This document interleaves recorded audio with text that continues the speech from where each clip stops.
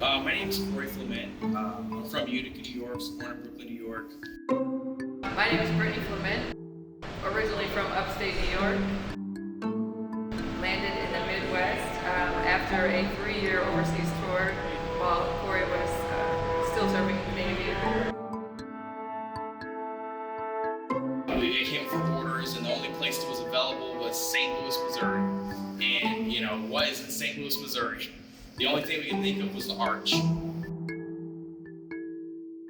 then the next thing we thought of after some prayers and things like that was this would be the place that we start our first restaurant.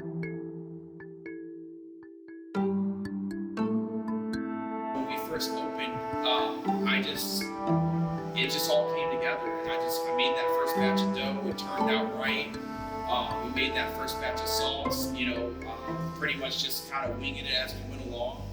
And we're like, well, this is our pizza. It was really exciting when we finally got both locations to be profitable. Fallon no longer had to pay for St. Louis. Things were looking good. When you see that happen, it kind of, solidifies the fact that you have a winning product. It shows that your business design is ready to replicate. You start thinking like, okay, what cities around us need a Flamenco's place? How are we gonna, get more pizza to more people? Those things start going through your mind. And then pandemic hits. We based a lot of actually moving into this location based on the government business down here. We have a lot of federal buildings, a lot of courthouses. We had the Cardinals, and then we're coming off of the Blues winning the Stanley Cup, where we had this restaurant where there was lines out the door, there was people everywhere.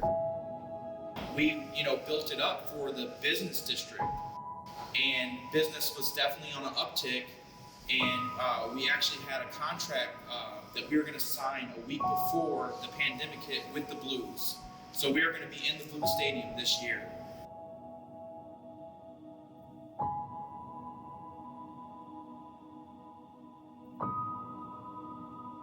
So we have one location that's thriving, one location that's barely surviving, and now we're at the point where we're trying to balance out our time, our resources. Me and my wife kind of thought okay, now is the time to kind of just maybe cut our losses on St. Louis before it gets too bad.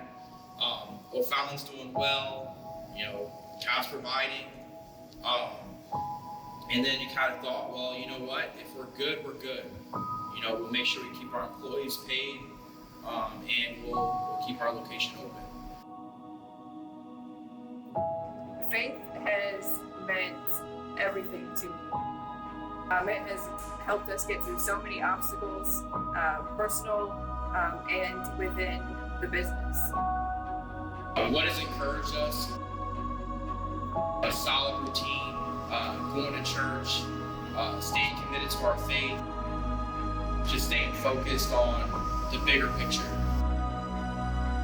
We've been going to Faith Family for 6 years, and it is a blessing. I love going and just listening to what Pastor Rick has to say. I think he is super funny. Pastor Margie, they go so well together.